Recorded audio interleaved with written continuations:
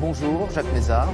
Bonjour. Merci d'être avec nous ce matin. La neige est de retour ce vendredi sur une grande partie du pays, notamment la région Île-de-France. Votre ministère a annoncé hier que 10 nouveaux départements allaient passer en plan d'alerte grand froid pour l'hébergement des sans-abri. Cela fait 32 départements au total.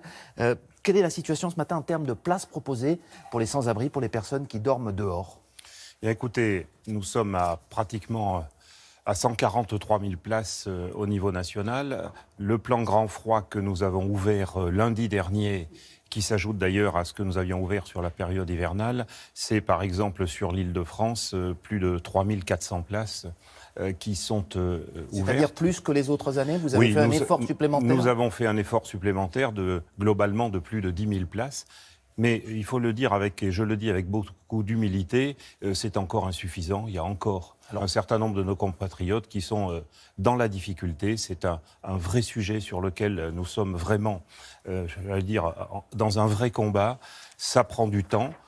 C'est un enjeu fondamental pour moi. Ça veut dire, Jacques Mézard, que vous n'approuvez pas les propos du député La République En Marche, Sylvain Maillard, qui a dit qu'il n'y avait qu'une cinquantaine, je le cite, de SDF qui dormaient dehors faute de place, et surtout qui a dit, cette phrase qui a un petit peu fait réagir, que l'immense majorité des sans-abri restent dans la rue par choix, a-t-il dit. Non, je ne peux pas dire cela parce que ça ne correspond pas à ce que nous constatons les uns et les autres. Ceci étant, vous savez, je me méfie des expressions rapides.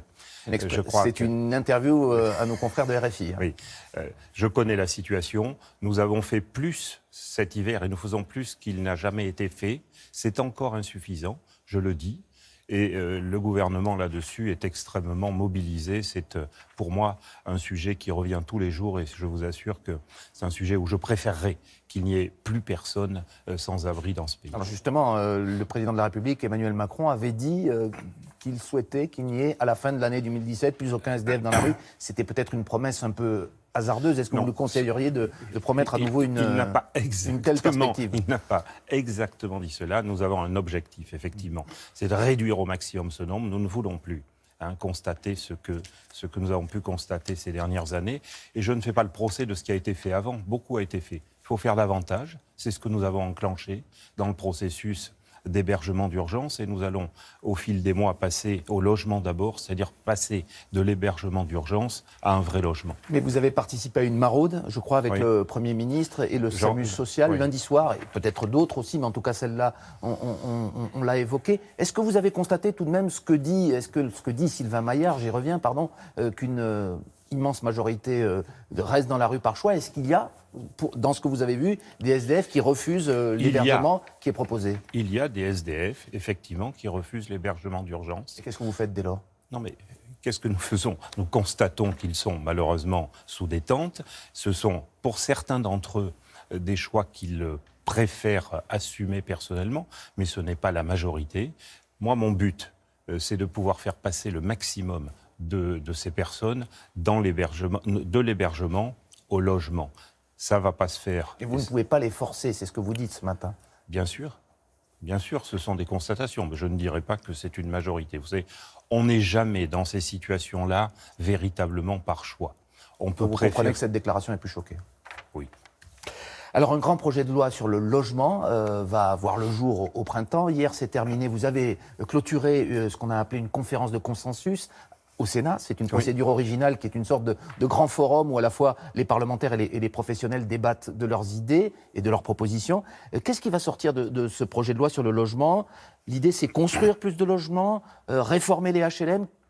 Que va-t-on voir apparaître dans les semaines qui viennent? Et d'abord, je salue cette conférence de consensus, qui est quelque chose de nouveau, qui a été organisée à l'initiative du président du Sénat, avec l'accord du président de la République et du gouvernement, du Premier ministre et de moi-même, qui a été un large processus de concertation avec les professionnels, avec les associations, avec les députés, les sénateurs, pour enrichir. Et sur le fond, alors, qu'est-ce qu'il en ressort? Alors, ce qu'il en ressort, c'est quand même beaucoup de consensus sur un certain nombre de sujets. La nécessité de simplifier l'acte de construction, de simplifier les procédures de permis de construire, de lutter contre les normes, c'est-à-dire de passer à des normes de moyens, à des objectifs de résultats pour simplifier les choses. Un accord... Construire plus de logements, mais on sait qu'aujourd'hui, il y a quand même une sorte de guerre larvée entre les offices HLM notamment et l'État. Les offices HLM étant très mécontents de la part qui leur a été enlevée dans la loi de finances, mécontents de la baisse des APL. Qu'est-ce que vous avez à leur répondre?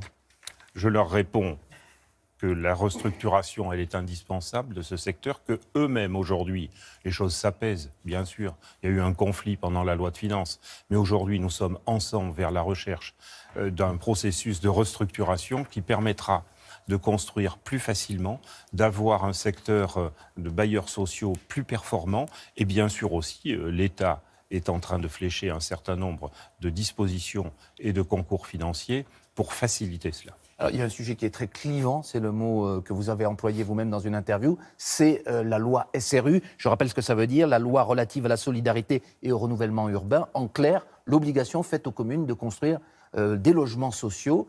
Or, vous dites dans cette interview que cette disposition, elle pourra être, disons, discutée par les parlementaires au cours de justement de l'examen au Parlement. Non, je suis clair. Je crois que cette loi SRU a été très positive. Elle a permis la construction de très nombreux logements sociaux. Et il est indispensable de laisser le dispositif, mais bien évidemment, comme dans tout dispositif au fil des années, il peut y avoir quelques adaptations pour tenir compte d'évolutions législatives. Par exemple, la fusion des intercommunalités entraîne un certain nombre de modifications, c'est-à-dire de nouvelles communes qui entrent et auxquelles on laisse un délai extrêmement court. Donc, je crois Mais les communes qui ne construisent pas assez de logements sociaux continueront d'être sanctionnées financièrement ? Bien sûr, parce que je crois que c'est indispensable. Dernière question, Jacques Mézard, même si le président et le gouvernement lui ont apporté leur soutien, Nicolas Hulot va-t-il être fragilisé par les révélations qui ont paru dans la presse et qui ont été confirmées d'ailleurs par la justice, qui a confirmé qu'une plainte prescrite avait été déposée contre lui en 2008 ? Et d'abord, moi, je tiens à lui exprimer mon amitié et à dire, parce que, vous savez, j'ai exercé la profession d'avocat pendant 38 ans. Ce que j'ai pu constater aujourd'hui, c'est qu'il ne faut pas que la procédure médiatique se substitue à la procédure judiciaire, parce que ça, ce serait le départ de la justice. Et là-dessus, je crois qu'il faut être extrêmement ferme. Il y a eu un classement sans suite en 2008. Donc pour des faits qui remonteraient à 1997. Je crois qu'il faut arrêter avec ce déchaînement, avec cette méthode, je le dis. On ne peut pas transformer, substituer une pseudo-justice médiatique à ce qui doit rester la justice. Eh bien, ce sont vos derniers mots pour ce matin. Merci beaucoup, Jacques Mézard. Merci à vous. Et c'est à vous, Laurent. Très, très bonne journée. Merci, messieurs. Très belle journée à vous. Faites attention, il y aura pas mal de neige de chez vous, Jeff, en région parisienne, jusqu'à chez vous, monsieur le ministre, dans le département du Cantal.